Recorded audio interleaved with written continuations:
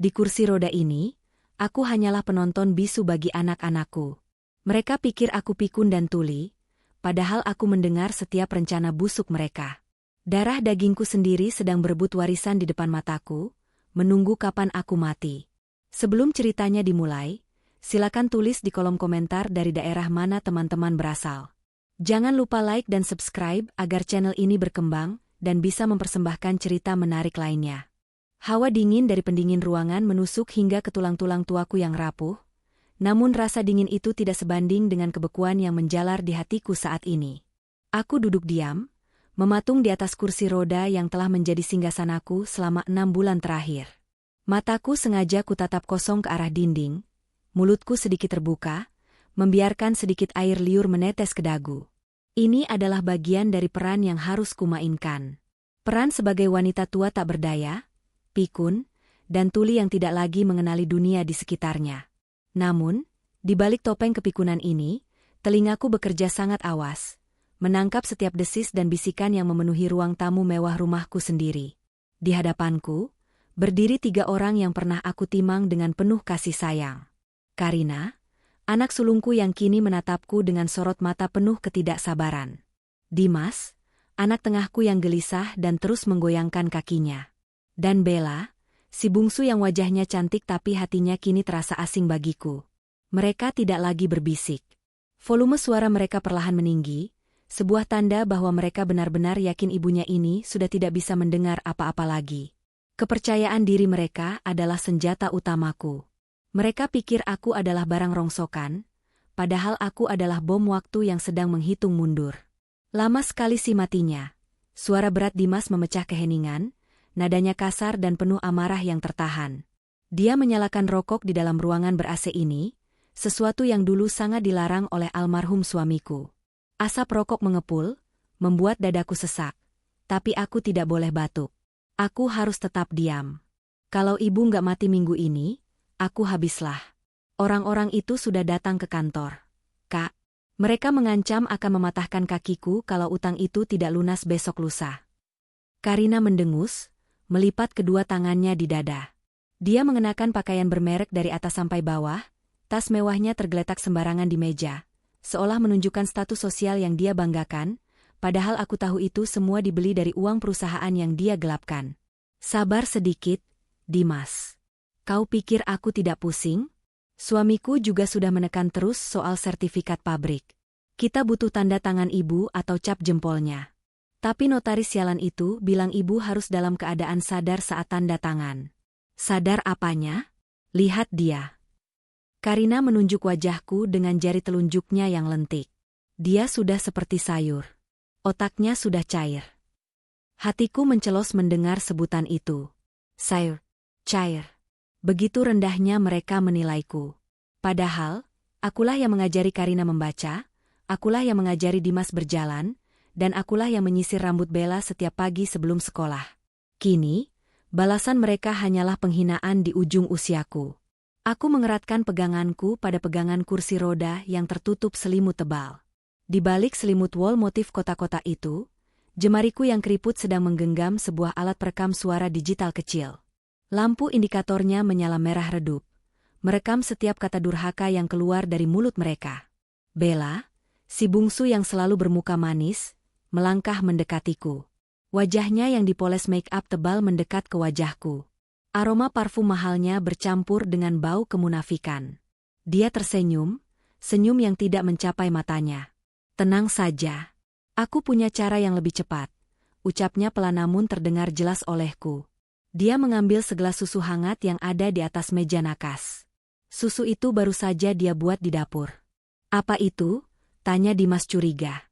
Susu biasa, jawab Bella santai sambil mengaduknya perlahan dengan sendok kecil. Hanya saja, aku campurkan sedikit bumbu tikus. Dosisnya kecil, sangat kecil. Tidak akan langsung membunuhnya seketika, karena itu akan mencurigakan saat otopsi. Ini hanya akan membuat organ dalamnya gagal perlahan. Jantungnya akan melemah, seolah-olah dia meninggal karena sakit tua biasa saat tidur. Dokter pun tidak akan curiga. Darahku berdesir hebat. Anak kandungku sendiri, si kecil Bella yang dulu menangis jika melihat kucing terluka, kini meracik racun untuk membunuh ibunya sendiri. Rasa mual menghantam perutku, bukan karena racun itu, tapi karena kenyataan pahit ini.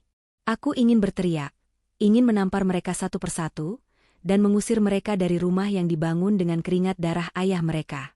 Tapi aku tahu, emosi sesaat hanya akan menggagalkan rencana besarku. Aku harus sabar. Kemenangan sejati membutuhkan kesabaran yang menyakitkan. Karina tertawa kecil, suara tawanya terdengar kering dan kejam. Cerdas juga kamu, Bel. Ayo, cepat minumkan. Biar ibu tenang, biar kita juga dapat bagian warisan sebelum Ban menyita rumahku yang di Pondok Indah. Bella menyodorkan gelas itu ke bibirku. Hawa hangat dari susu itu menerpa wajahku. Baunya memang seperti susu biasa, tapi naluriku mencium aroma kematian di sana. Ayo, ibu sayang minum susunya ya. Biar ibu sehat. Bujuk Bella dengan nada suara yang dibuat-buat, seperti bicara pada balita bodoh. Aku membuka mulutku perlahan, membiarkan pinggiran gelas menyentuh bibirku yang kering. Bella menuangkan sedikit cairan itu. Aku menahannya di lidah, merasakan tekstur kental yang menjijikan itu, lalu dengan gerakan tiba-tiba, aku membatukannya dengan keras. Uhuk, uhuk. Cairan susu itu menyembur keluar dari mulutku, mengenai baju kemeja mahal yang dipakai Dimas yang sedang berdiri tepat di sampingku. Sialan, teriak Dimas, melompat mundur sambil mengibas-ngibaskan kemejanya yang kini basah dan lengket. Tua bangka ini benar-benar menyusahkan. Lihat bajuku. Ini sutra asli, Bu. Aku melanjutkan aktingku. Tubuhku gemetar hebat seolah-olah sedang kejang ringan, mataku melotot tak tentu arah, dan tanganku menggapai-gapai udara. Bella mundur dengan wajah jijik, meletakkan gelas itu kembali ke meja dengan kasar hingga isinya tumpah sedikit. Sudahlah. Dia bahkan tidak bisa menelan dengan benar, bentak Karina frustrasi. Bersihkan saja mukanya. Kita coba lagi nanti malam saat dia tidur. Kita suntikan saja ke selang infusnya kalau perlu. Jangan gegabah, sahut Bella sambil mengambil tisu basah dan mengelap bibirku dengan kasar, menekan kulit keriputku hingga terasa perih. Kita tunggu notaris Indra datang besok lusa untuk pembacaan wasiat itu. Kalau ibu belum mati juga saat itu, kita paksa dia cap jempol di depan Indra dengan alasan apapun. Kalau Indra menolak, kita sogok dia. Kalian yakin ibu tidak dengar? Tanya Dimas tiba-tiba, menatapku curiga. Mata elangnya menelisik wajahku. Jantungku berdegup kencang, tapi aku sudah berlatih selama berbulan-bulan untuk momen ini. Aku membiarkan kepalaku terkulai miring, air liur kembali menetes, dan tatapanku benar-benar kosong menembus tubuh Dimas. Aku tidak berkedip. Aku menjadi patung. Karina mendengus meremehkan. Lihat dia, Dimas. Dia bahkan sudah kencing di celana tadi pagi tanpa sadar. Otaknya sudah mati, tinggal tubuhnya saja yang masih bernapas karena refleks. Jangan paranoid. Yang penting sekarang, pastikan dokumen palsu itu siap. Mereka bertiga kemudian beranjak pergi meninggalkan ruang tamu, membiarkan aku sendiri dalam keremangan. Suara langkah kaki mereka menjauh, disusul suara pintu mobil yang dibanting di halaman depan. Setelah yakin mereka benar-benar pergi, aku perlahan menegakkan kepalaku. Aku mengambil tisu di meja, mengelap bibirku dengan gerakan yang tegas dan stabil, jauh dari kesan wanita tua yang lemah. Tanganku merogoh ke balik selimut, mematikan alat perekam itu. Sebuah senyum tipis terukir di wajahku. Senyum yang dingin. Kalian pikir kalian pemburunya, bisikku lirih pada kesunyian rumah besar yang kosong ini. Tunggu saja. Kalian tidak tahu bahwa kalian sedang masuk ke dalam kandang singa. Malam itu, aku tidak tidur. Aku memutar ulang rekaman suara itu, mendengarkan rencana pembunuhan diriku sendiri berulang kali. Setiap kata adalah paku yang menancap di hati, tapi juga bahan bakar yang membuat apiku semakin menyala. Aku menatap foto almarhum suamiku di dinding. Lihat anak-anakmu, Mas. Maafkan aku. Aku gagal mendidik mereka menjadi manusia. Sekarang, tugaskulah untuk memberi mereka pelajaran terakhir. Pelajaran yang tidak akan pernah mereka lupakan seumur hidup. Malam semakin larut, namun mataku enggan terpejam. Rumah besar ini terasa seperti kuburan yang sunyi. Hanya suara detak jam dinding kuno yang menemaniku, seirama dengan detak jantungku yang masih terasa nyeri setelah kejadian siang tadi. Aku menggerakkan kursi rodaku menuju ruang kerja almarhum suamiku, tempat di mana aku menyimpan semua kenangan, dan ironisnya, semua bukti kebusukan anak-anakku. Di ruangan inilah, aku mulai menyadari bahwa topeng, keluarga bahagia, yang selama ini kami pakai telah hancur berkeping-keping. Pikiranku melayang mundur, menembus lorong waktu menuju 3 tahun yang lalu. Saat itu, aku belum duduk di kursi roda. Aku masih wanita tua yang aktif, memimpin rapat yayasan, dan mengurus kebun bunga mawar kesayanganku. Namun, badai itu datang bukan dari luar, melainkan dari dalam rumahku sendiri.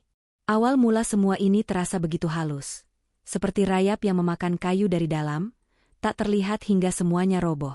Semuanya bermula dari Dimas. Anak laki-laki satu-satunya yang selalu dimanjakan oleh ayahnya. Aku ingat hari itu hujan deras. Dimas datang ke rumah dengan wajah kusut, matanya merah bengkak seperti orang yang kurang tidur berhari-hari. Dia bersujud di kakiku, menangis terseduh-seduh layaknya anak kecil yang kehilangan mainan. "Bu, tolong Dimas, Bu," ratapnya waktu itu. Suaranya serak, memohon belas kasihan. "Usaha startup teknologi yang Dimas bangun bangkrut, Bu. Investor kabur membawa semua uang. Dimas butuh modal lagi untuk bangkit. Atau Dimas akan dipenjara karena dituduh penipuan oleh klien. Tolong, Bu, hanya sertifikat rumah lama yang di Menteng itu yang bisa menyelamatkan nama baik keluarga kita." Sebagai seorang ibu, hati mana yang tidak hancur melihat anaknya hancur? Tanpa pikir panjang, didorong rasa sayang dan kepercayaan buta, aku memberikan sertifikat rumah warisan kakeknya itu. "Ini, Nak, gunakan sebaik-baiknya. Bangkitlah. Ibu percaya padamu," ucapku waktu itu sambil mengelus kepalanya. Aku bahkan tidak meminta tanda tangan perjanjian apapun. Dia anakku, darah dagingku. Namun, 6 bulan kemudian, kebenaran itu menghantamku seperti truk tronton. Seorang teman lamaku yang bekerja di kepolisian menghubungiku. Ternyata, tidak pernah ada perusahaan startup. Tidak ada investor yang kabur. Uang hasil gadai sertifikat rumah senilai miliaran rupiah itu habis di meja judi online dan kasino di Singapura. Dimas bukan pengusaha gagal, dia adalah pecandu judi yang rela menjual sejarah keluarganya demi kepuasan sesaat di meja hijau. Rumah di Menteng itu kini telah disita, hilang selamanya. Saat aku mengonfrontasinya, dia bukannya minta maaf, malah membanting pintu dan tidak pulang selama sebulan. Itulah luka pertama. Belum kering luka itu, hantaman kedua datang dari Bella. Si bungsu yang manis, putri kecil kesayanganku. Setahun yang lalu, Bella datang membawa hasil laboratorium. Wajahnya pucat pasi, air mata mengalir deras di pipinya yang mulus. "Bu, dokter bilang ada sel kanker di rahim Bella," ucapnya gemetar. "Stadium awal, tapi harus segera dioperasi di Jerman. Biayanya mahal sekali, Bu.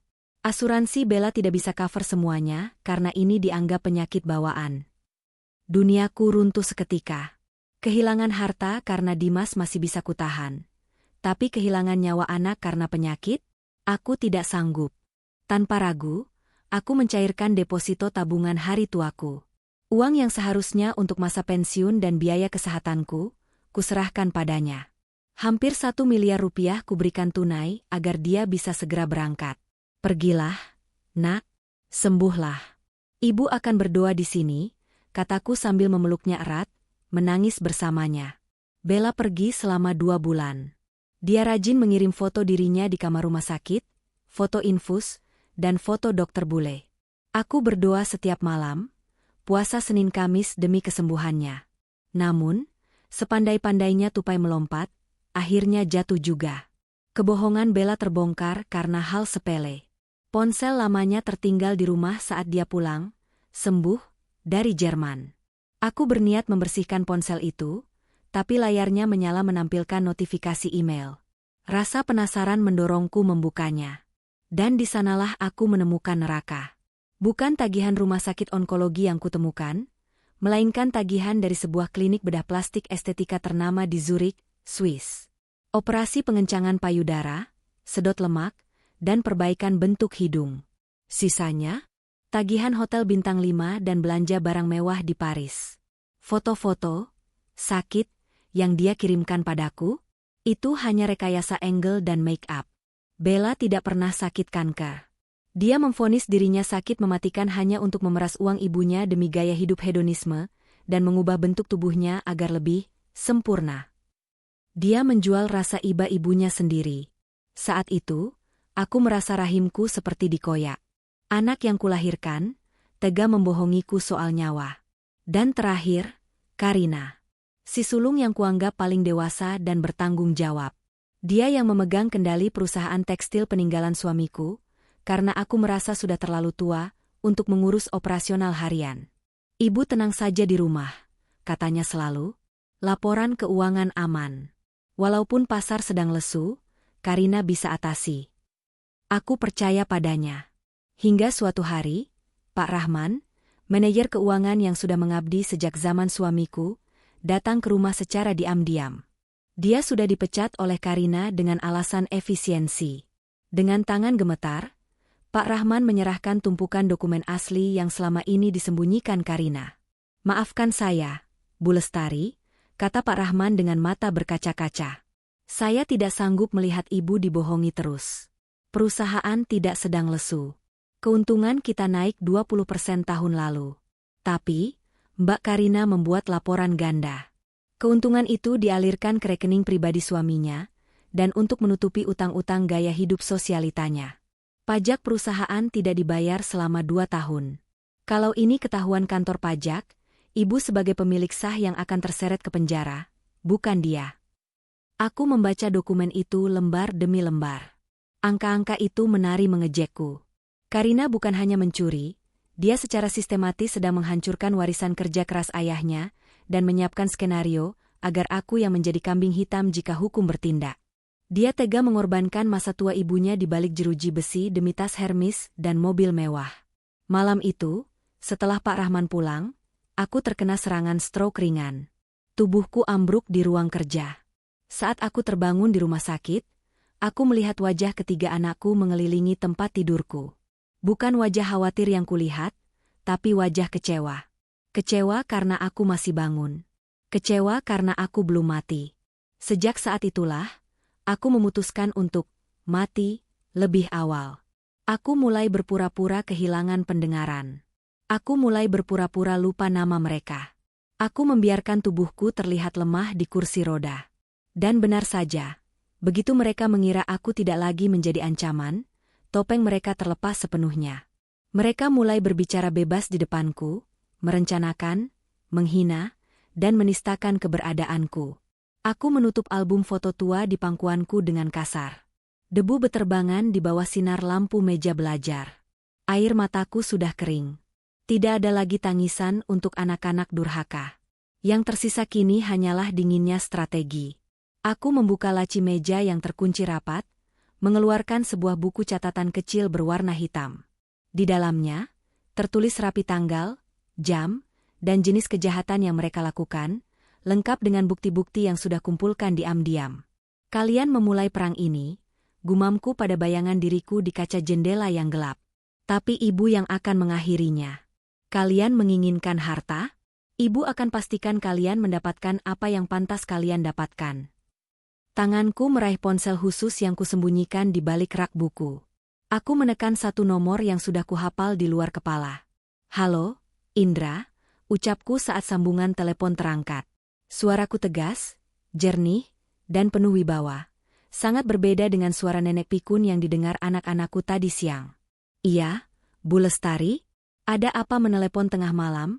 Jawab suara di seberang sana, terdengar waspada. Siapkan berkasnya. Dan pastikan kamera CCTV tersembunyi yang kamu pasang di ruang tengah berfungsi dengan baik untuk besok. Pertunjukan utamanya akan segera dimulai. Siap, Bu.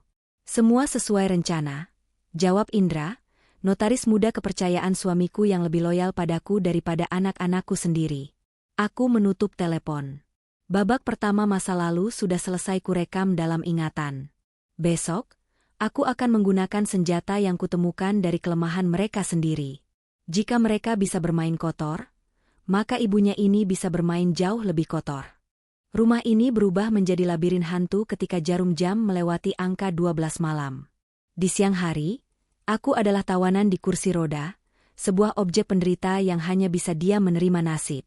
Namun, di malam hari, saat dengkuran halus anak-anakku mulai terdengar dari kamar mereka masing-masing, aku kembali menjadi penguasa. Aku menjadi hantu yang bergentayangan di rumahku sendiri, mencari celah, mengumpulkan mesiu untuk perang yang tak terelakkan. Kejadian ini bermula 1 bulan yang lalu. Saat itu, hujan turun rintik-rintik membasahi jendela kamar utamaku di lantai bawah. Suara gemericik air menyamarkan suara roda kursi rodaku yang berdecit pelan. Aku tahu mereka sudah tidur. Karina dan suaminya, Aryo, menempati kamar tamu di sayap kanan. Bella di kamar lamanya di lantai atas, dan Dimas tidur di sofa ruang tengah karena dia tidak betah di kamar tamu yang sempit. Malam itu, rasa haus membangunkanku, atau mungkin instingku yang tajam memberitahu bahwa ada sesuatu yang harus kutemukan. Aku menggerakkan kursi roda keluar kamar dengan sangat hati-hati. Lorong rumah gelap gulita, hanya diterangi cahaya lampu taman yang menembus ventilasi. Tujuanku adalah dapur untuk mengambil air, tapi mataku menangkap secercah cahaya biru yang berkedip di atas meja konsol di ruang keluarga. Itu ponsel. Bukan ponsel murahan, melainkan ponsel keluaran terbaru berlapis emas yang kuberikan pada Bella sebagai hadiah ulang tahunnya tahun lalu. Rupanya anak manja itu teledor meninggalkannya di sana. Awalnya aku tidak peduli. Namun, layar ponsel itu menyala lagi, menampilkan sebuah notifikasi pesan singkat.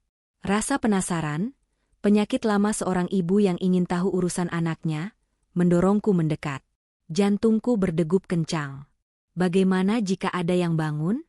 Tapi adrenalin mengalahkan rasa takutku. Aku meraih ponsel itu. Untungnya, Bella yang sombong itu tidak pernah mengunci ponselnya dengan sandi yang rumit. Hanya pola huruf Z, sederhana yang sering kulihat saat dia memainkannya di depanku. Dengan tangan gemetar, aku membuka kunci layar. Aplikasi pesan berwarna hijau itu terbuka. Mataku membelalak. Napasku tercekat di tenggorokan. Pesan itu datang dari kontak bernama My Hero. Awalnya aku mengira itu pacar barunya, tapi saat aku membuka foto profilnya, darahku seakan berhenti mengalir. Wajah di foto itu adalah Aryo, suami Karina, menantuku sendiri, suami dari kakak kandung Bella. Aku menggulir layar ke atas, membaca riwayat percakapan mereka. Isinya bukan percakapan wajar antara kakak ipar dan adik ipar. Isinya adalah lumpur dosa yang menjijikkan. Kata-kata sayang, rencana liburan rahasia, hingga foto-foto tidak senonoh yang mereka kirimkan satu sama lain saat Karina sedang sibuk bekerja atau tidur. Ada satu pesan yang membuatku ingin muntah saat itu juga. Tenang saja, sayang. Si nenek lampir itu tidak akan sadar. Istriku yang bodoh itu juga terlalu sibuk dengan tas-tas mahalnya. Begitu warisan cair, kita bisa kabur ke Bali dan meninggalkan mereka semua. Itu pesan dari Aryo, dikirim 2 jam yang lalu. Bella membalasnya dengan stiker ciuman. Tanganku gemetar hebat, hampir menjatuhkan ponsel licin itu. Ini bukan sekadar kenakalan. Ini adalah pengkhianatan ganda yang bisa menghancurkan fondasi keluarga ini hingga debu. Karina, sejahat-jahatnya dia padaku, tidak pantas dikhianati oleh suami dan adik kandungnya sendiri dengan cara sekeji ini. Namun, otakku yang dingin segera mengambil alih. Rasa jijik itu kubah menjadi strategi. Ini adalah bom nuklir. Jika aku meledakkan ini di waktu yang tepat, persekutuan mereka akan hancur lebur. Mereka akan saling memakan. Aku segera mengeluarkan ponsel kecil rahasiaku dari balik saku daster. Tanpa suara, aku memotret setiap percakapan itu. Aku memotret foto-foto bukti perselingkuhan mereka. Aku merekam video layar ponsel Bella yang sedang digulirkan sebagai bukti forensik yang tak terbantahkan. Setelah selesai, aku meletakkan ponsel Bella kembali ke posisi semula, persis seperti sedia kala. Belum sempat aku menenangkan diri, telingaku menangkap suara isak tangis tertahan dari arah ruang tamu bagian depan. Aku memutar kursi rodaku, bersembunyi di balik bayang-bayang lemari hias besar. Dari celah-celah koleksi keramik antikku, aku melihat Dimas. Anak laki-lakiku yang gagah itu kini duduk meringkuk di lantai sambil memegang telepon genggamnya. Wajahnya diterangi cahaya layar, memperlihatkan ekspresi ketakutan yang belum pernah kulihat sebelumnya. Dia menangis tanpa suara, air mata membasahi pipinya yang mulai keriput karena stres. Dia sedang melakukan panggilan video, tapi suaranya disetel sangat pelan. Aku menajamkan pendengaranku. Suara dari seberang telepon terdengar berat dan mengancam. "Dengar, Dimas?" Suara lelaki di telepon itu terdengar seperti gerinda besi. "Bos sudah tidak sabar. Bunga utangmu sudah menumpuk jadi 3 miliar. Kau janji minggu ini cair." "Mana? Jangan sampai anak buahku datang ke sana dan mematahkan kedua kakimu di depan ibumu yang sekarat itu. Kau mau jadi cacat seumur hidup." Dimas gemetar. "Tolong, Bang, beri waktu 3 hari lagi. Ibuku, dia pasti mati minggu ini. Warisannya banyak, Bang. Aku janji, begitu sertifikat turun, Abang orang pertama yang aku bayar. Jangan sakiti aku, Bang. Aku mohon." 3 hari. Kalau tidak ada kabar, siapkan kursi roda kembar untukmu dan ibumu. Sambungan telepon terputus. Dimas melempar ponselnya ke sofa, lalu menjambak rambutnya sendiri frustrasi. Dia memukul-mukul lantai dengan kepalan tangannya. Aku melihat kerapuhan yang menyedihkan di sana. Dimas bukan hanya serakah, dia tersudut. Dia adalah binatang buruan yang terperangkap dalam jaring yang dia buat sendiri. Ketakutan terbesarnya bukan kehilangan ibu, tapi rasa sakit fisik. Ancaman patah kaki itu adalah mimpi buruknya. Aku mundur perlahan. Satu lagi senjata ku temukan. Ketakutan Dimas. Jika aku bisa memanipulasi rasa takut itu, aku bisa membuatnya melakukan apa saja, atau setidaknya membuatnya panik dan melakukan kesalahan fatal. Aku mencatat informasi ini dalam benakku. Dimas berutang nyawa pada rentenir, dan tenggat waktunya adalah 3 hari lagi. Itu sebabnya dia begitu ingin aku cepat mati. Malam itu belum berakhir. Aku bergerak menuju ruang kerja yang kini dikuasai Karina. Pintunya tidak terkunci. Karina terlalu sombong untuk merasa perlu mengunci pintu di rumah ibunya yang dianggap pikun. Di atas meja kerja yang berantakan, berserakan dokumen-dokumen perusahaan.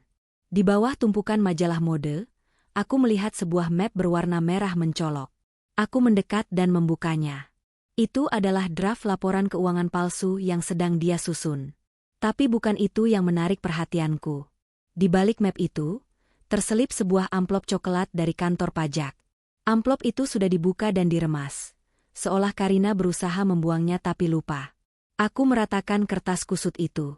Surat peringatan ketiga.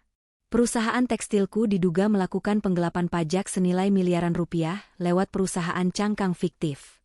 Nama penanggung jawab yang tertulis di sana bukanlah Karina, melainkan namaku, Lestari. Karina sedang membangun peti mati untukku.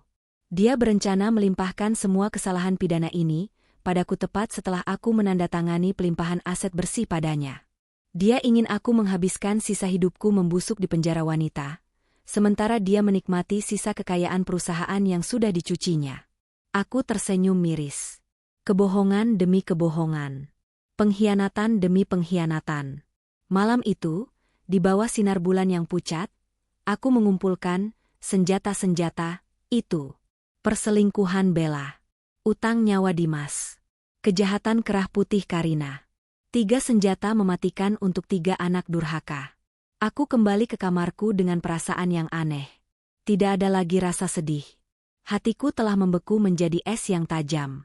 Aku menyimpan hasil fotoku, membackup data ke cloud penyimpanan rahasia, dan menyembunyikan ponselku di dalam bantal kursi rodaku yang sudah kurobek sedikit busanya. Saat aku membaringkan tubuhku kembali ke tempat tidur, aku menatap langit-langit kamar. "Kalian pikir kalian pemain catur," bisikku pada kegelapan. "Padahal kalian hanyalah pion. Dan besok, saat matahari terbit, Ratu akan mulai bergerak memakan kalian satu persatu." Malam itu aku tidur nyenyak. Lebih nyenyak dari malam-malam sebelumnya. Karena sekarang aku tahu, aku memegang kendali. Matahari pagi menyelinap masuk melalui celah gorden, membawa berkas cahaya yang menari-nari di atas lantai marmer yang dingin. Hari ini adalah hari penentuan. Hari di mana sandiwara panjangku akan mencapai babak akhirnya. Aku terbangun dengan perasaan tenang yang tidak biasa, sebuah ketenangan sebelum badai besar menghantam. Tubuh tuaku terasa lebih bertenaga dari biasanya, Seolah semesta memberiku kekuatan ekstra untuk menghadapi pertempuran hari ini. Aku memulai pagi dengan ritual rutin sandiwaraku. Aku membiarkan perawat sewaan, yang dibayar murah oleh Karina dan sering kasar padaku, memandikanku. Aku bertingkah seperti boneka kayu, kaku dan berat, membiarkan dia menggerutu sepanjang waktu. Dasar orang tua, berat sekali sih, gerutunya sambil menggosok punggungku kasar. Cepatlah mati, biar aku bisa cari kerja di tempat lain yang gajinya lebih besar. Aku hanya menatap dinding kamar mandi, menghitung ubin. 1, 2, 3. Sabar, Lestari. Sabar. Setelah selesai, dia mendudukanku di kursi roda, memakaikan daster batik yang agak lusuh, dan mendorongku ke ruang tengah. Di sana, suasana sudah tegang. Karina, Dimas, dan Bella sudah berkumpul. Mereka terlihat rapi, mengenakan pakaian terbaik mereka seolah-olah akan menghadiri pesta, padahal mereka sedang bersiap merayakan kematian ibunya secara hukum.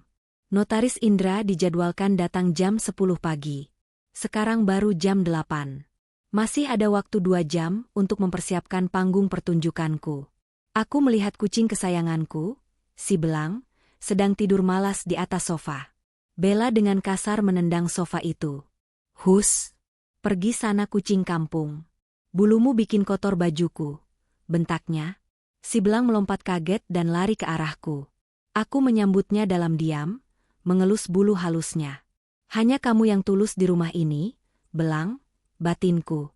Aku mulai melancarkan aksi pasif-agresifku. Tujuanku adalah membuat emosi mereka tidak stabil sebelum Indra datang. Orang yang emosional cenderung ceroboh. Saat Karina meletakkan vas bunga kristal mahal di meja dekatku, aku menunggu dia berbalik badan. Dengan gerakan siku yang terlihat tidak sengaja karena kejang, aku menyenggol vas itu. Prang! Suara pecahan kristal menggema memenuhi ruangan. Karina berteriak histeris. "Ya Tuhan, itu kristal bohemia asli. Harganya 20 juta. Dia berlari ke arahku, wajahnya merah pada menahan amarah. Tangannya sudah terangkat, ingin menampar, tapi ditahan oleh Dimas. "Jangan, Kak, nanti ada bekas lebam. Kalau Notaris Indra lihat, bisa gagal rencana kita," bisik Dimas panik. Karina menurunkan tangannya, tapi matanya menatapku nyalang. "Dasar tua bangka tidak berguna. Kau sengaja ya?" Aku membalas tatapannya dengan pandangan kosong, mulutku sedikit menganga, dan tanganku gemetar memeluk si Belang. Aku memainkan peran, nenek bingung, dengan sempurna. Dalam hati, aku tertawa puas. 1 poin untuk ibu. Emosi Karina sudah tersulut. Dia tidak akan berpikir jernih. Jam 9 tepat. Aku memberi kode rahasia yang sudah kusepakati dengan Indra. Aku meminta, lewat gestur tangan yang rewel, untuk dibawa ke taman belakang, beralasan ingin berjemur. Dengan mendengus kesal, Bella mendorongku ke teras belakang dan meninggalkanku sendirian di sana. "Jangan kemana-mana. Awas kalau jatuh," ancamnya sebelum masuk kembali ke dalam rumah untuk memperbaiki make-up-nya. Begitu Bella hilang dari pandangan, aku menegakkan punggungku. Indra sudah menunggu di balik pagar tanaman bougainville, sesuai janjiku di telepon semalam.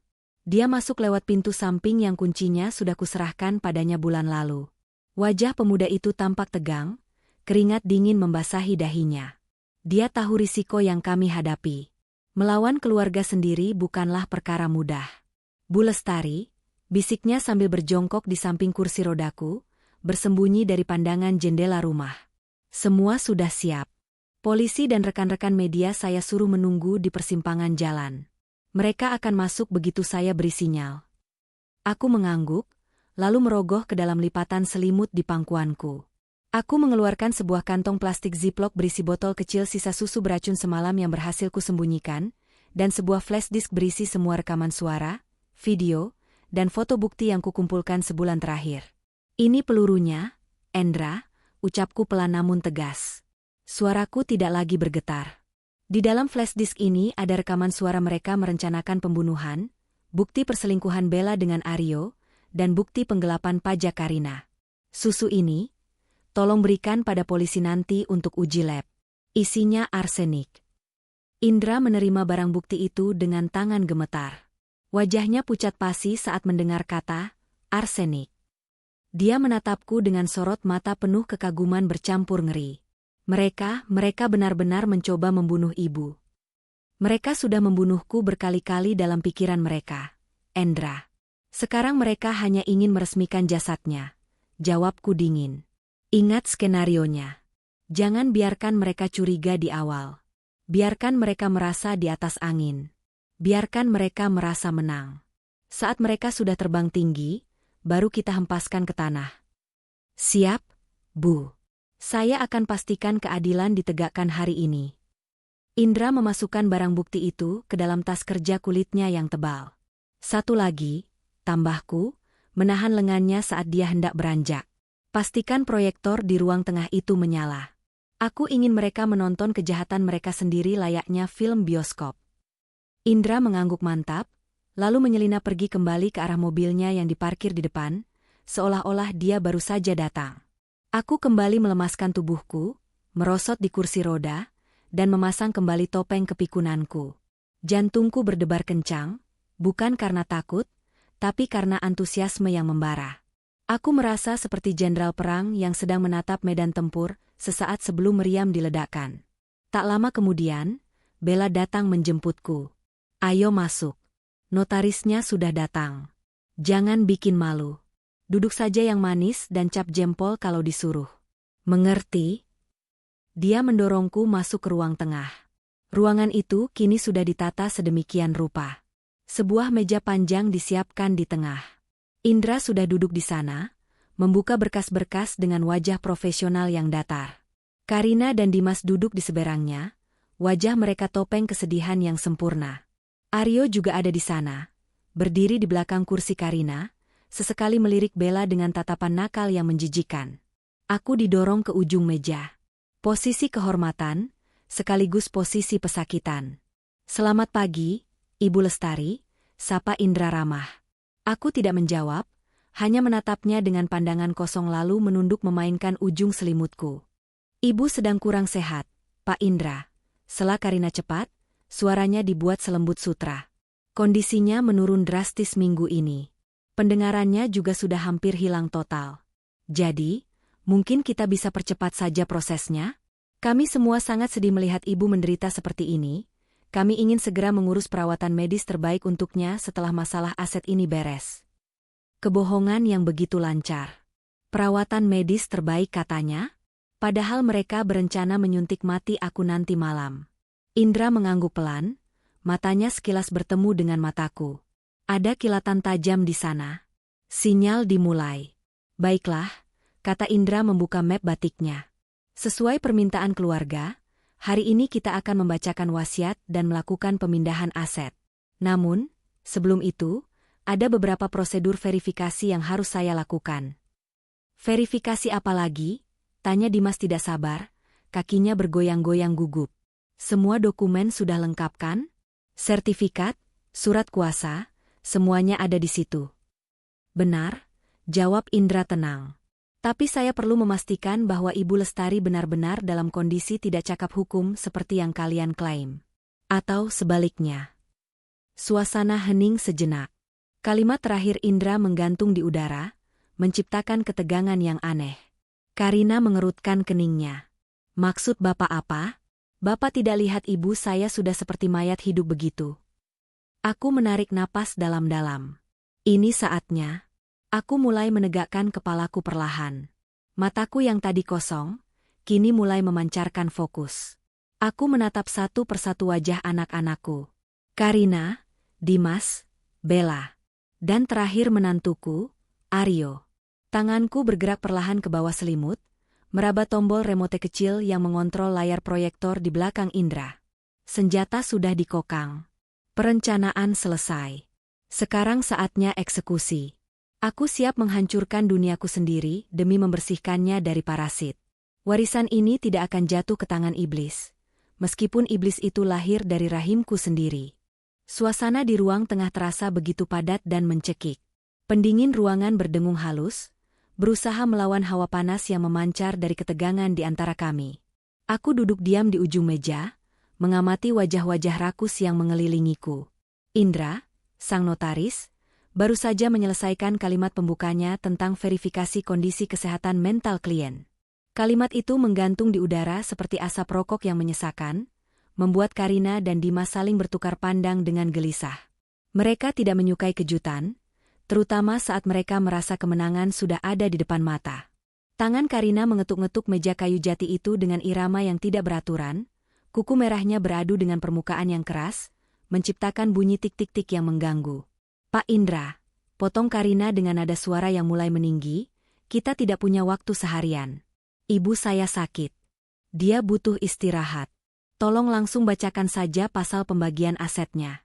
Saya yakin ibu sudah setuju untuk melimpahkan hak tanda tangannya kepada saya selaku anak tertua. Aku melihat Aryo, menantuku, berdiri di belakang kursi Karina. Tangannya memegang pundak istrinya, seolah memberikan dukungan moral. Namun, matanya tidak tertuju pada istrinya. Matanya melirik nakal ke arah Bella yang duduk di seberang meja. Bella tersenyum tipis, sangat tipis, sambil membetulkan letak kerah blusnya yang agak rendah. Interaksi sunyi itu menjijikkan. Mereka pikir tidak ada yang melihat. Mereka pikir si nenek tua ini sudah buta karena katarak dan pikun. Aku memutuskan bahwa inilah saatnya. Aku tidak butuh pistol atau pisau untuk melukai mereka. Aku hanya butuh kata-kata. Sebuah kalimat sederhana yang diucapkan dengan nada polos seorang wanita tua yang kehilangan akal sehatnya, bisa lebih tajam daripada silet. Aku berdeham pelan. Suara itu cukup untuk membuat mereka semua menoleh ke arahku. Aryo. Panggilku dengan suara serak, namun jelas. Aku menatap lurus ke arah menantuku. Aryo tersentak kaget. Dia tidak menyangka aku akan menyebut namanya. Biasanya aku bahkan lupa siapa dia. Ya, Bu? Ibu butuh sesuatu? Air minum? Tanyanya gugup. Aku tersenyum, senyum yang kubuat semanis mungkin, senyum seorang nenek yang teringat kenangan indah. Pijatanmu semalam hebat sekali ya, Nak Aryo. Ibu dengar suaranya sampai ke kamar ibu. Duk, duk, duk. Kencang sekali dindingnya bergetar. Hening. Waktu seakan berhenti berputar di ruangan itu. Karina membeku. Tangannya yang tadi mengetuk meja kini berhenti di udara. Bella yang sedang meminum air mineral tersedak, batuk-batuk kecil sambil berusaha menutupi mulutnya dengan tisu. Wajah Aryo berubah pucat pasi, warnanya hilang seketika seperti kain yang direndam pemutih. Maksud ibu apa? Tanya Karina lambat-lambat. Dia menoleh ke belakang, menatap suaminya, lalu kembali menatapku. Aryo tidur bersamaku semalam, Bu. Ibu pasti bermimpi. Aku menggeleng pelan, memasang wajah bingung yang meyakinkan. Bukan di kamar kamu, Rina. Di kamar Bella. Ibu dengar suara Aryo mendesah panggil nama Bella. Oh Bella, kamu lebih kencang dari kakakmu. Begitu kan katanya?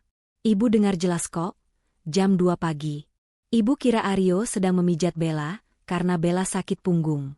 Baik sekali suamimu itu, Rina. Kata-kata itu meluncur mulus dari mulutku. Setiap suku katanya adalah racun yang kusuntikan tepat ke jantung pernikahan anak sulungku. Aku melihat wajah Karina berubah warna. Dari putih karena kaget, menjadi merah padam karena amarah yang meledak. Dia bukan wanita bodoh. Insting seorang istri selalu tajam, dan ucapanku barusan adalah pemantik yang membakar kecurigaan yang mungkin selama ini sudah dia pendam. Karina berdiri mendadak, kursinya berdecit keras menggores lantai marmer. Dia berbalik menghadap Aryo. Apa maksud perkataan ibu barusan? Jawab aku, Aryo. Aryo gagap, keringat dingin mulai bercucuran di pelipisnya. Sayang, kamu jangan dengarkan ocehan orang pikun. Ibu kan sudah tua, otaknya sudah melantur. Mana mungkin aku? Jangan bohong, teriak Karina. Dia menyambar ponsel Aryo yang tergeletak di meja.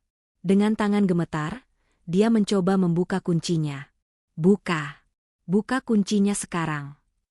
Rina, tenanglah, ini di depan notaris. Aryo mencoba merebut kembali ponselnya, tapi Karina menepis tangannya kasar. Bella. Karina kini beralih menatap adiknya. Tatapannya nyalang, penuh kebencian. Jujur sama kakak.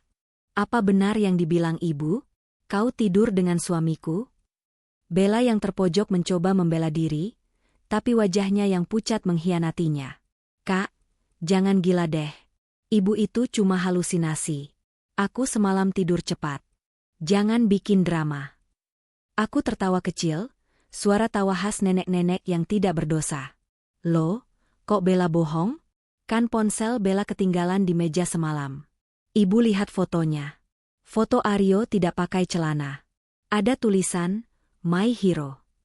Bagus sekali fotonya. Itu adalah pukulan knockout. Karina menjerit histeris. Dia tidak lagi mempedulikan warisan, notaris, atau sopan santun. Dia menerjang menyeberangi meja, menyambar rambut panjang Bella. Dasar pelacur. Adik kurang ajar. Kau makan suamiku sendiri? Teriak Karina sambil menjambak rambut adiknya sekuat tenaga. Aduh. Lepas. Kak. Sakit. Bella menjerit. Tangannya mencakar lengan Karina berusaha melepaskan diri. Kekacauan pecah seketika.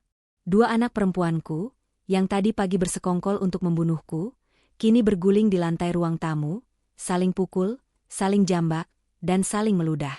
Aryo panik, berusaha memisahkan mereka tapi malah terkena pukulan nyasar dari Karina tepat di hidungnya. Darah segar mengucur dari hidung menantuku itu. Hentikan, hentikan, teriak Aryo.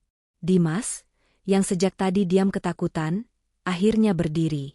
Dia merasa harus menjadi penengah, atau mungkin dia takut keributan ini akan membatalkan pembacaan wasiat. Woi, sudah. Kalian ini memalukan. Kak Rina, lepas. Bella, diam. Dimas melangkah maju hendak menarik Karina. Aku tidak membiarkan Dimas menjadi pahlawan. Aku punya peluru khusus untuknya. Hati-hati, Dimas. Ucapku, kali ini nadaku sedikit lebih rendah, lebih dingin, menembus kebisingan pertengkaran itu. Jangan banyak gerak. Nanti kakimu sakit kalau dipatahkan. Dimas berhenti melangkah. Tubuhnya kaku seketika. Dia menoleh perlahan ke arahku. Mata elangnya membelalak lebar. Pertengkaran Karina dan Bella menjadi latar belakang yang samar baginya. Fokusnya kini terkunci padaku. Apa? Ibu bilang apa? Bisiknya, suaranya gemetar. Aku menatapnya tajam, menghilangkan sedikit akting pikunku. 3 miliar, Dimas. 3 hari lagi. Atau kursi roda kembar untuk kita berdua. Bukankah begitu kata temanmu di telepon semalam? Wajah Dimas runtuh. Ketakutan murni terpancar dari matanya. Dia mundur selangkah, kakinya lemas. Dia menyadari sesuatu yang mengerikan, ibunya tahu. Ibunya mendengar semuanya. Dan jika ibunya tahu soal utang itu, berarti ibunya juga tahu soal gadai sertifikat rumah menteng. Ibu? Ibu tidak tidur? Tanyanya gagap. Di lantai, Karina berhasil menampar Bella hingga sudut bibir adiknya berdarah.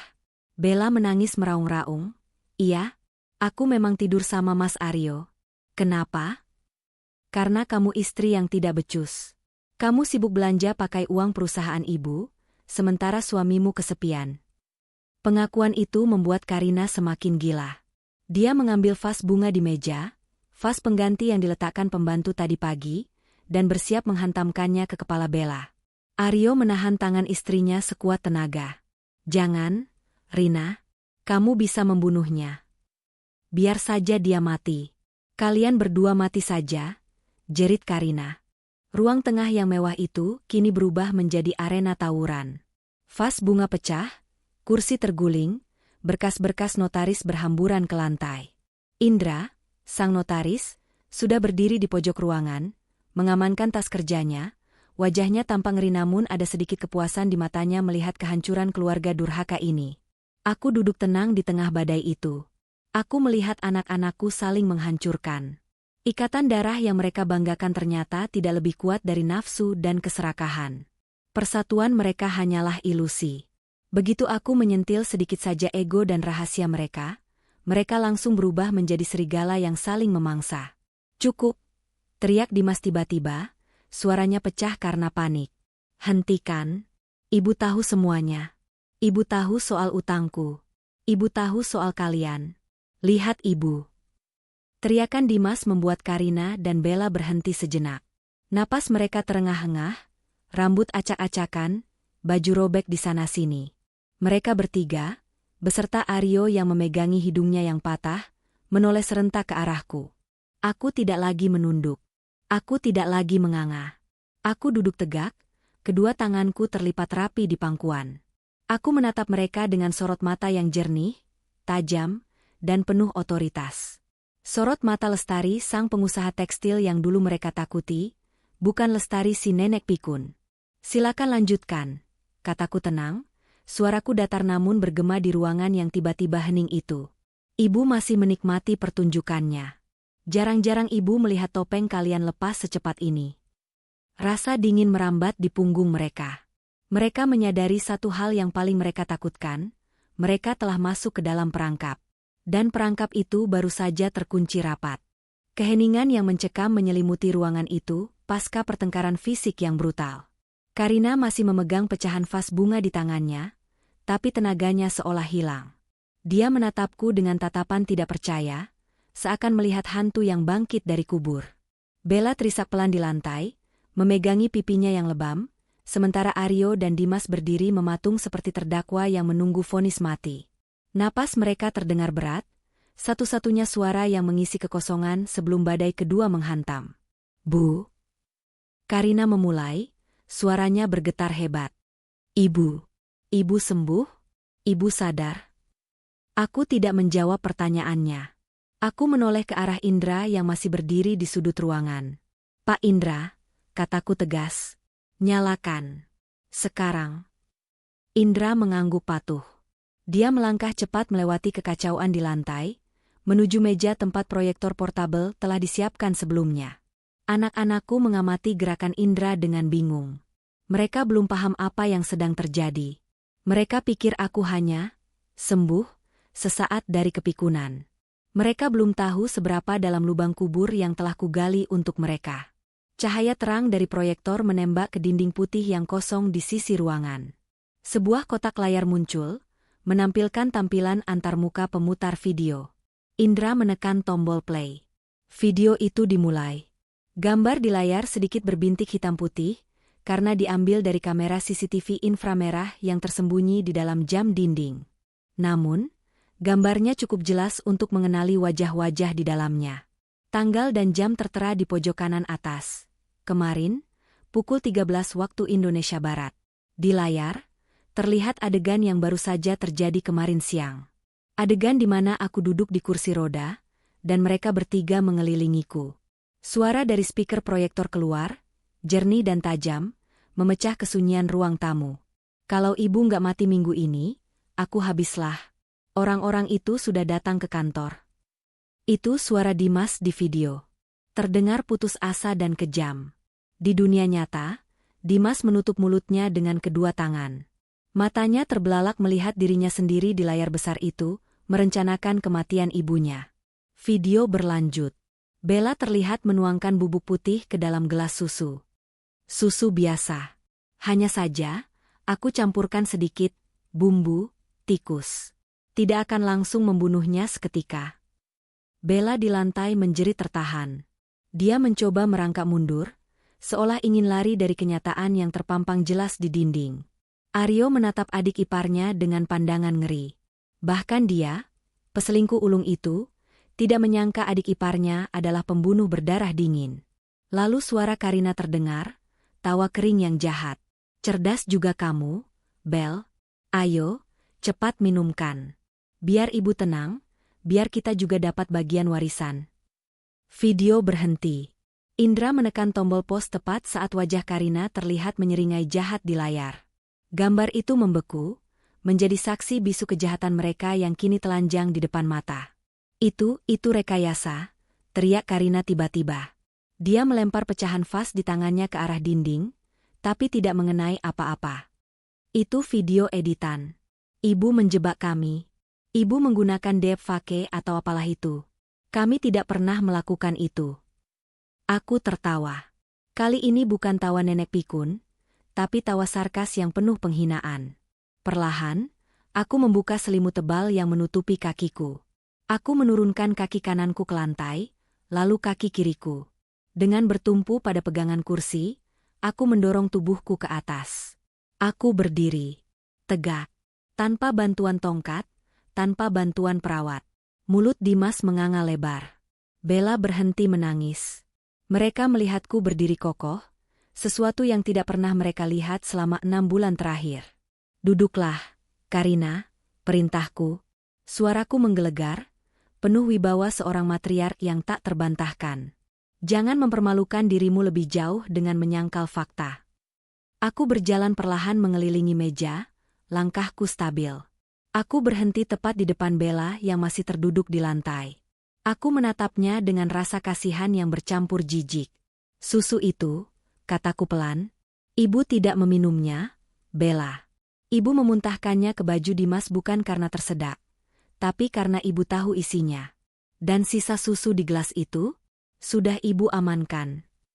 Aku memberi isyarat pada Indra. Notaris itu mengeluarkan sebuah dokumen berlogo laboratorium forensik dari tasnya, dan meletakkannya di meja dengan bunyi plak yang keras. Ini hasil uji laboratorium yang keluar pagi ini, kata Indra dengan nada formal. Sampel cairan susu mengandung arsenik trioksida dalam dosis letal jika dikonsumsi rutin selama 3 hari. Ini bukti percobaan pembunuhan berencana. Ancaman hukumannya 20 tahun penjara, atau hukuman mati. Kata, hukuman mati, membuat lutut Dimas lemas. Dia jatuh terduduk di sofa, wajahnya pucat seperti mayat. Bu, ampun, Bu. Dimas cuma ikut-ikutan. Dimas dipaksa Kak Rina. Diam kamu, pengecut, bentak Karina. Dia menatapku dengan mata yang basah oleh air mata kemarahan. Jadi selama ini ibu pura-pura? Ibu membohongi kami? Ibu merekam kami seperti tikus percobaan? Ibu macam apa yang tega menjebak anaknya sendiri? Ibu macam apa? Balasku tajam, suaraku meninggi. Aku yang seharusnya bertanya. Anak macam apa yang meracuni susu ibunya? Anak macam apa yang menggadaikan rumah leluhur demi judi? Anak macam apa yang memalsukan kanker demi operasi plastik? Aku mengambil map lain dari meja yang disodorkan Indra. Aku melemparkannya ke wajah Karina. Kertas-kertas berhamburan. Lihat itu, Karina. Itu surat panggilan dari kantor pajak. Kamu menggelapkan pajak perusahaan senilai 5 miliar dan memalsukan tanda tangan ibu sebagai penanggung jawab. Kamu mau menjebloskan ibu ke penjara di masa tua ibu, sementara kamu foya-foya dengan uang haram itu. Karina terdiam. Dia memungut salah satu kertas itu. Tangannya gemetar hebat. Dia tidak bisa menyangkal bukti tertulis itu. Skema jahatnya terbongkar sampai ke akar-akarnya. Dan kamu, Dimas, aku beralih menatap anak laki-lakiku. Sertifikat rumah di Menteng. Kamu bilang hilang terbakar? Bohong. Kamu gadaikan ke rentenir. Ibu sudah tebus sertifikat itu diam-diam 6 bulan lalu. Ibu bayar utangmu yang itu. Tapi utang judimu yang baru, yang 3 miliar itu urusanmu. Ibu. Dimas merangkak mendekati kakiku, mencoba memeluk kakiku. Tolong Dimas, Bu. Mereka akan bunuh Dimas.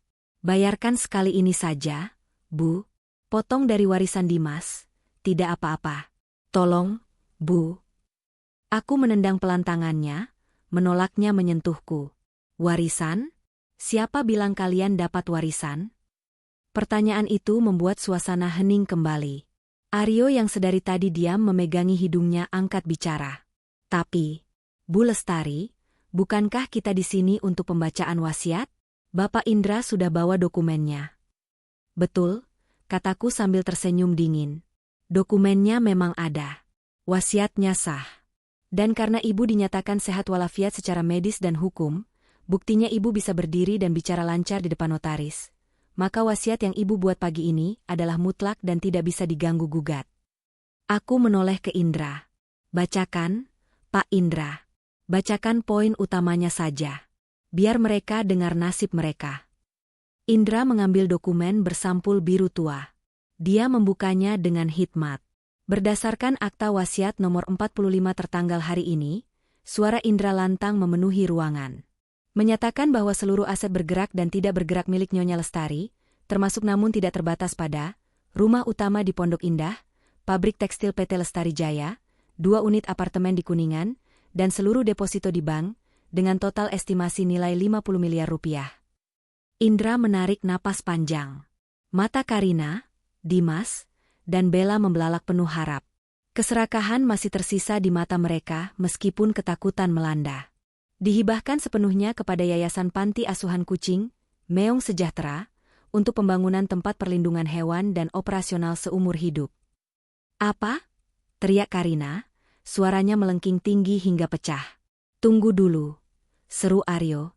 Indra melanjutkan tanpa peduli, adapun kepada anak-anak kandung, saudari Karina, saudara Dimas, dan saudari Bella masing-masing mendapatkan uang tunai sebesar 0 rupiah. Tidak mungkin. Dimas berteriak, air matanya tumpah. Ibu gila.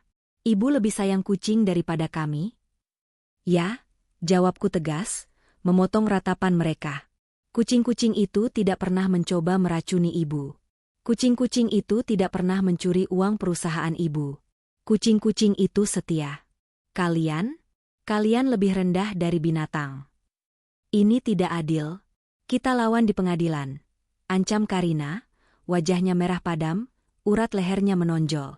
Kita akan tuntut ibu atas dasar ketidakwarasan. Kita akan bilang ibu pikun. Aku menggeleng pelan, merasa kasihan pada kebodohan mereka. Silakan coba. Tapi ingat, video rekaman tadi bukan hanya ada di sini.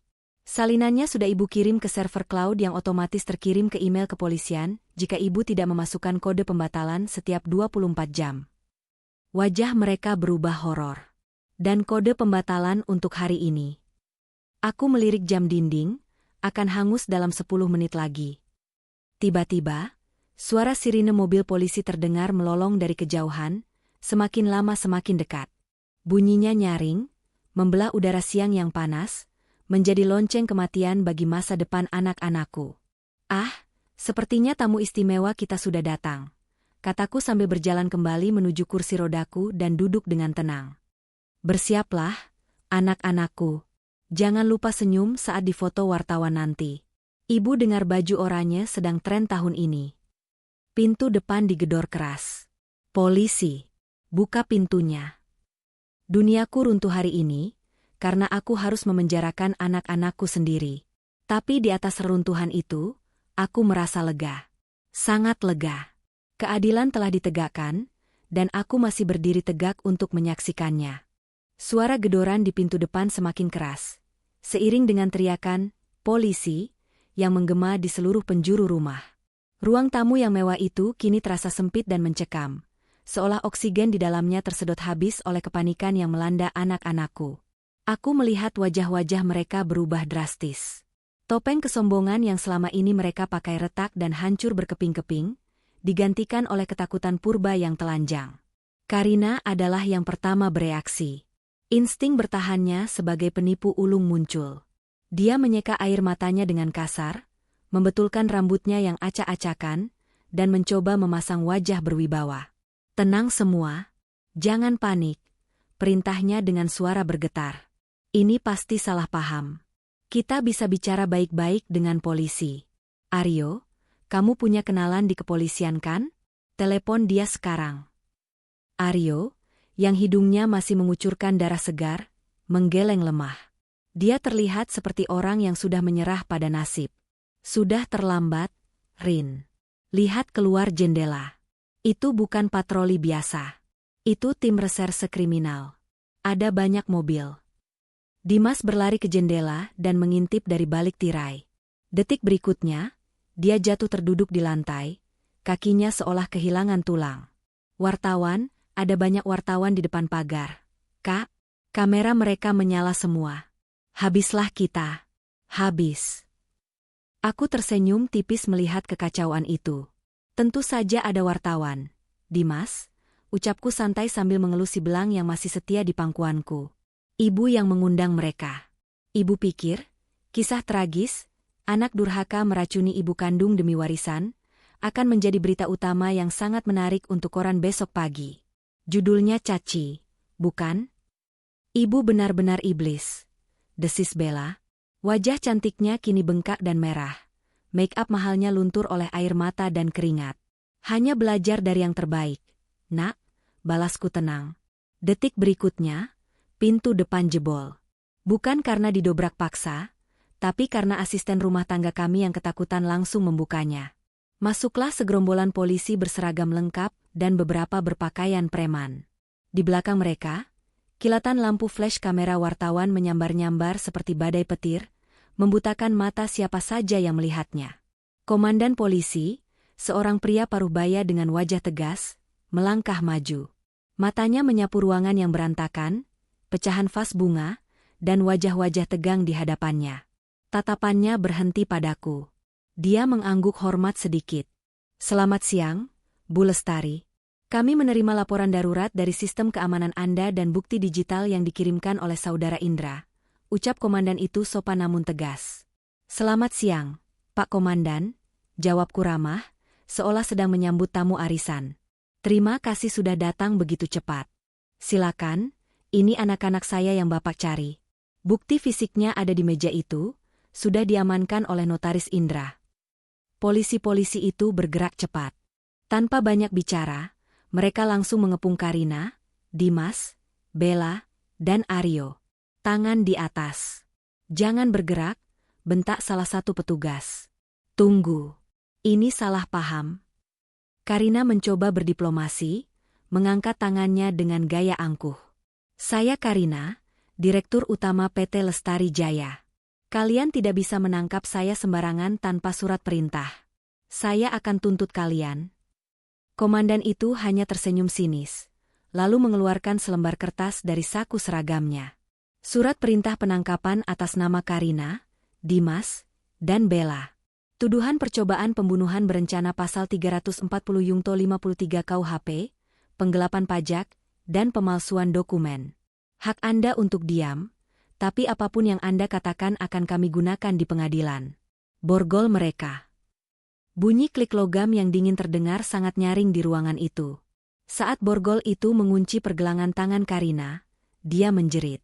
Jeritan yang bukan karena sakit fisik, tapi karena harga dirinya yang hancur lebur.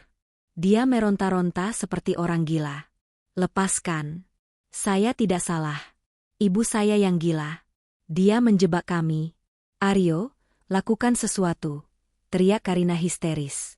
Namun Aryo sendiri sedang diborgol oleh petugas lain. "Maaf, Rin. Aku juga kena," gumam Aryo pasrah. Dimas adalah yang paling menyedihkan. Saat polisi memegang lengannya, dia menangis meraung-raung seperti bayi. Dia bersujud di kaki polisi itu. "Pak, tolong jangan bawa saya ke sel biasa. Pak, tolong. Pak, di sana ada orang-orang suruhan rentenir. Mereka akan bunuh saya. Penjarakan saya di sel isolasi saja. Pak, saya mohon." Pemandangan itu sungguh memalukan sekaligus memuaskan. Dimas, laki-laki yang selalu sok jagoan dan meremehkan ibunya, kini mengemis perlindungan pada polisi karena ulahnya sendiri. Bella, si bungsu yang manja, hanya bisa menangis sesenggukan. Tubuhnya lemas, harus dipapah oleh 2 polwan. Dia menatapku dengan tatapan nanar. "Ibu, tegas sekali Ibu. Bella kan anak kesayangan Ibu." Aku memutar kursi rodaku mendekat ke arah mereka yang sedang digiring keluar. Wartawan di luar pagar merangsek masuk ke halaman, kamera mereka menyorot tajam ke wajah-wajah tersangka. Tetangga-tetangga kompleks elit yang biasanya cuek, kini berkumpul di depan pagar, berbisik-bisik sambil menunjuk-nunjuk. Ini adalah panggung penghakiman publik yang sudah kusiapkan. "Anak kesayangan," ulangku pelan pada Bella. "Anak kesayangan tidak mencampur racun tikus ke susu ibunya, Bella. Anak kesayangan tidak tidur dengan suami kakaknya." Aku menatap mereka bertiga bergantian. "Kalian selalu ingin menjadi pusat perhatian, bukan? Kalian selalu ingin pamer harta, pamer status. Nah, sekarang Ibu berikan panggung terbesar untuk kalian. Seluruh Indonesia akan melihat wajah kalian malam ini di berita. Nikmatilah ketenaran ini." Polisi mulai menggiring mereka keluar menuju mobil patroli. Kilatan kamera semakin gila. Pertanyaan wartawan bertubi-tubi menyerang mereka. "Mbak Karina, benarkah Anda menggelapkan pajak 5 miliar? Mas Dimas, apa motif Anda ingin membunuh ibu kandung? Mbak Bella, Ada komentar soal perselingkuhan dengan kakak ipar. Mereka menundukkan kepala dalam-dalam, berusaha menutupi wajah dengan tangan yang terborgol. Rasa malu itu pasti membakar kulit mereka. Tetangga-tetangga menyoraki mereka. Wuh, dasar anak durhaka. Orang kaya tapi kelakuan minus. Teriak Bu RT yang memang sudah lama kesal dengan kesombongan Karina. Saat mobil polisi itu mulai menyalakan mesin, sebuah truk box berwarna kuning cerah dengan gambar kucing lucu di sampingnya masuk ke halaman, berpapasan dengan mobil polisi. Itu adalah truk dari Yayasan Panti Asuhan Kucing, Meong Sejahtera. Beberapa orang berseragam oranye turun dari truk dengan semangat, membawa kandang-kandang kucing kosong dan peralatan perawatan hewan. Ketua yayasan, seorang wanita muda yang energik bernama Sinta, berlari menghampiriku dengan mata berbinar. Bu Lestari, kami datang sesuai instruksi, seru Sinta riang, kontras dengan suasana kelam penangkapan tadi. Kami siap melakukan inventarisasi aset dan mulai merenovasi tempat ini menjadi shelter kucing terbesar di Jakarta. Kucing-kucing jalanan sudah menunggu rumah baru mereka. Aku tersenyum lebar, kali ini senyum yang benar-benar tulus. Silakan, Mbak Sinta. Rumah ini milik kalian sekarang. Barang-barang mewah di dalam, lukisan, patung, jual saja semuanya untuk beli makanan kucing. Sisakan kamar saya di belakang, sisanya terserah kalian.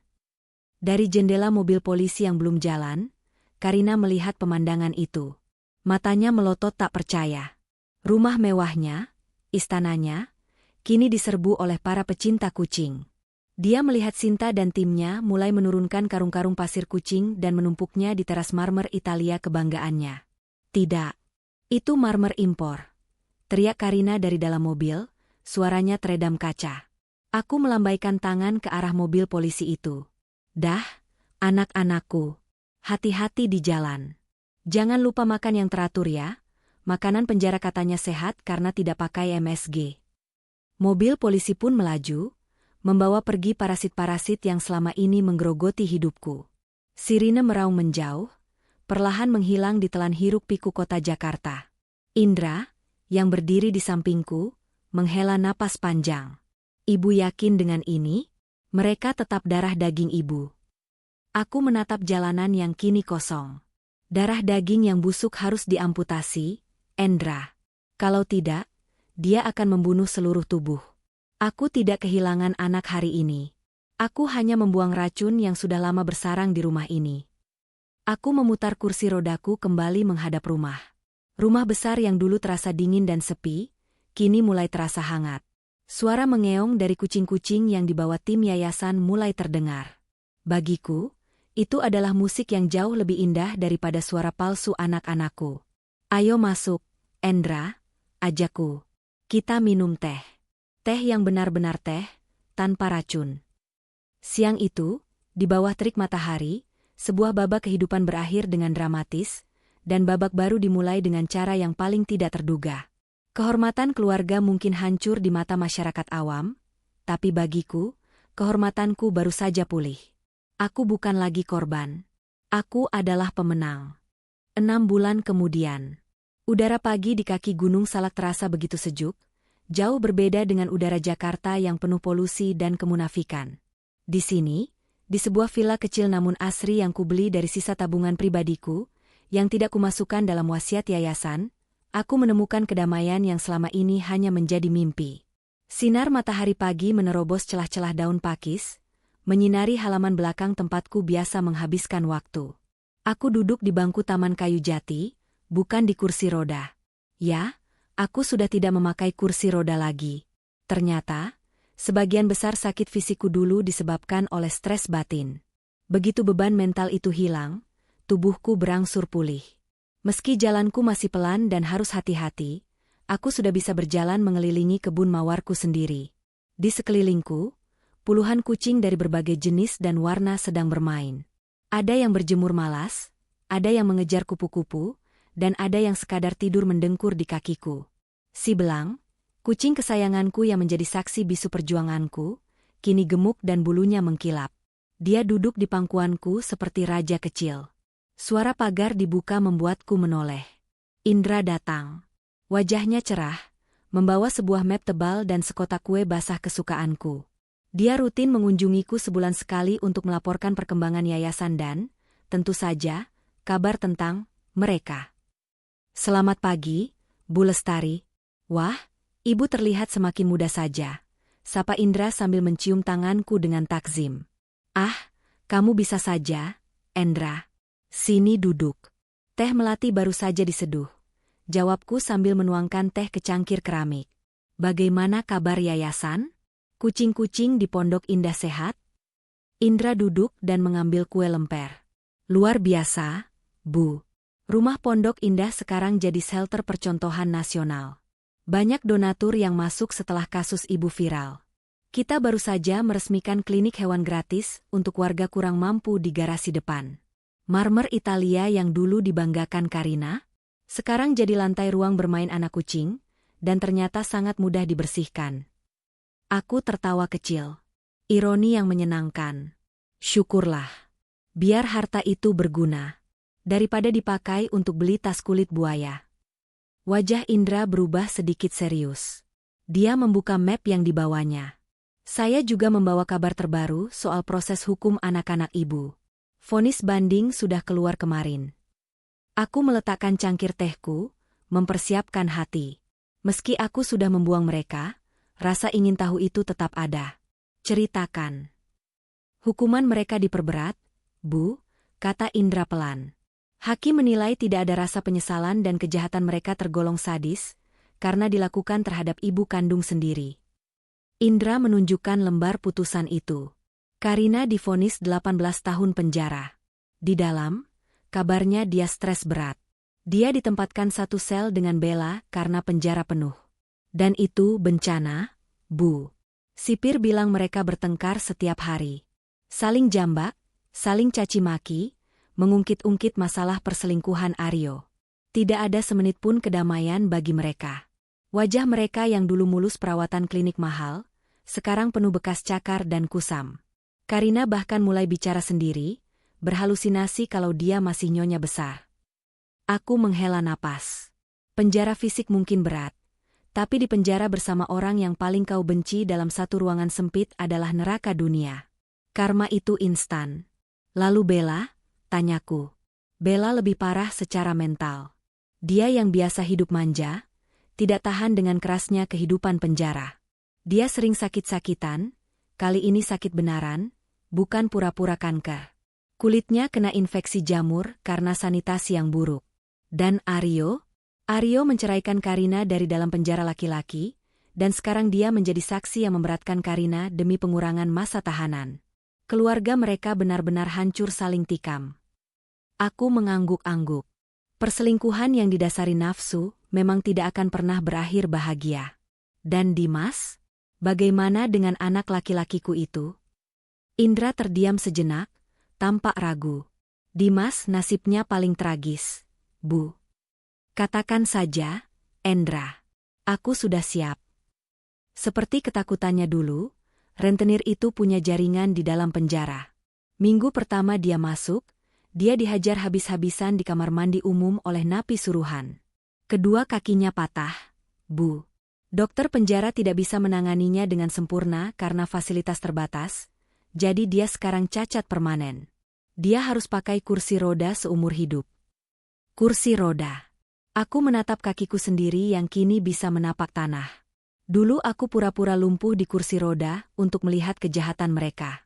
Sekarang, Dimas benar-benar lumpuh di kursi roda karena kejahatannya sendiri. Kursi roda kembar yang dulu diancamkan rentenir itu, kini menjadi kenyataan pahit baginya. Dia sering menangis memanggil nama ibu, lanjut Indra lirih. Dia kirim surat ini. Indra menyodorkan secari kertas kumal yang ditulis dengan tulisan tangan ceker ayam, mungkin karena tangannya juga sakit. Aku tidak mengambilnya. Aku hanya menatap kertas itu di atas meja. Bakar saja, Endra. Indra terkejut. Ibu tidak mau membacanya? Mungkin dia minta maaf. Aku menggeleng tegas, mataku memandang jauh ke puncak Gunung Salak. Maaf di saat terhimpit itu bukan maaf. Itu manipulasi. Kalau dia masih kaya dan sehat, dia tidak akan ingat ibunya. Aku sudah memaafkan mereka di hadapan Tuhan demi ketenanganku sendiri, tapi aku tidak ingin membuka pintu masa lalu lagi. Biarkan mereka menjalani apa yang sudah mereka tanam. Itu proses pendewasaan mereka, walau terlambat. Indra mengangguk mengerti. Dia memasukkan kembali surat itu ke dalam tasnya. Ibu bahagia sekarang? Tanya Indra, menutup pembicaraan berat itu. Aku menarik napas dalam-dalam, menghirup aroma tanah basah dan bunga mawar. Aku melihat si belang yang sedang mengejar ekornya sendiri dengan riang. Aku melihat rumah sederhanaku yang tenang, tanpa teriakan, tanpa kepalsuan, tanpa racun. Bahagia itu sederhana, Indra, jawabku sambil tersenyum. Bahagia itu saat kamu bisa tidur nyenyak tanpa takut dibunuh saat terlelap. Bahagia itu saat kamu dikelilingi makhluk yang menyayangimu tanpa syarat, bukan karena hartamu. Aku mengambil segenggam makanan kucing dari toples di meja dan menebarkannya ke rumput. Puluhan kucing berlarian mendekat, mengeong manja, menggosokkan tubuh mereka ke kakiku. Tidak ada yang meminta warisan, tidak ada yang meminta sertifikat tanah. Mereka hanya meminta kasih sayang dan sesuap makan. Lihat mereka, kataku pada Indra. Mereka tidak punya darahku, tapi mereka lebih tahu cara berterima kasih daripada manusia yang kulahirkan dari rahimku sendiri. Harta warisan itu sudah berada di tangan yang tepat. Langit di atas kami biru cerah, tanpa awan. Badai sudah berlalu. Kapal tuaku memang sempat karam dihantam gelombang anak durhaka, tapi aku berhasil berenang ke tepian pulau yang indah ini. Di sisa usiaku yang entah berapa lama lagi, aku memilih untuk hidup sebagai Lestari. Bukan Lestari si pemilik pabrik, bukan Lestari si ibu yang dikhianati, tapi Lestari yang bebas. Dan di kejauhan, aku seolah mendengar lonceng keadilan berdentang lembut, menutup kisah kelam keluarga kami dan membiarkannya terkubur bersama masa lalu. Tamat.